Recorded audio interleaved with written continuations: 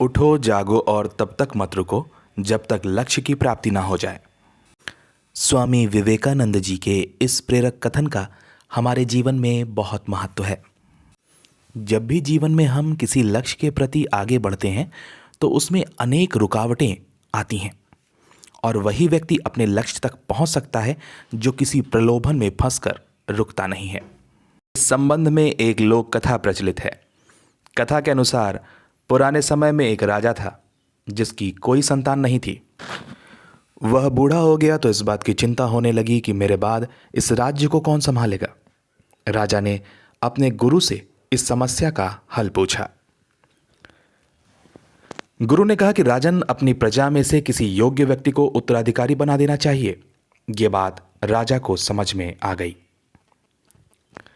उसने अपने मंत्री से कहा कि प्रजा के बीच ये घोषणा करवा दें कि कल जो भी व्यक्ति सूर्यास्त से पहले मुझसे मिलने राजमहल तक आ जाएगा उसे इस राज्य का उत्तराधिकारी घोषित किया जाएगा।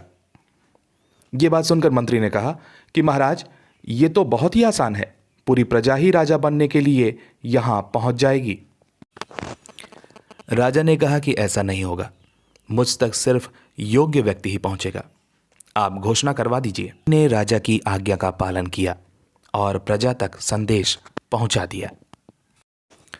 अगले दिन बड़ी संख्या में लोग उत्तराधिकारी बनने के लिए राजमहल की ओर निकल पड़े। महल के बाहर राजा ने एक बड़े मेले का आयोजन किया था। मेले में शराब थी, नाच गाना हो रहा था, तरह तरह के स्वादिष्ट पकवान थे, कई तरह के खेल वहां हो रहे थे। पूरी प्रजा उस मेले में उलझ गई। अपनी अपनी पसंद के हिसाब से लोग मजा लेने लगे। ये सभी बात भूल गए कि उन्हें राजा से मिलने जाना है। तभी वहां एक युवक ऐसा आया जो इन प्रलोभनों में नहीं फंसा। उसे सिर्फ अपने लक्ष्य तक पहुंचना था। वह सीधे राजमहल की ओर चल दिया। अंदर पहुंचते ही उसे राजा और मंत्री मिल गए। राजा ने उस युवक को अपने राज्य का उत्तराधिकारी नियुक्त कर दिया। साथियों, यदि वह युवक भी राज्य के अन्य लोगों की भांति मेले के आकर्षण में फंसा होता तो वह भी अपने लक्ष्य से भटक गया होता। इसी तरह जीवन में जब भी हम किसी लक्ष्य के प्रति आगे बढ़ते हैं तो रास्ते में अनेक रुकावटें आती हैं, कठिनाइयां आती हैं, अनेक आकर्षण हमें उस लक्ष्य तक पहुंचने में हमारा रास्ता बाधित करते हैं।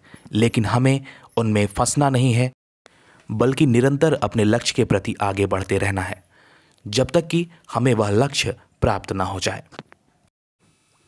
हमारी ये कहानी आपको कैसी लगी, कमेंट करके हमें ज़रूर बताएं और ऐसी ही नॉलेजफुल वीडियोस के लिए हमारे चैनल को सब्सक्राइब करें और बेल आइकन को दबाएं। धन्यवाद।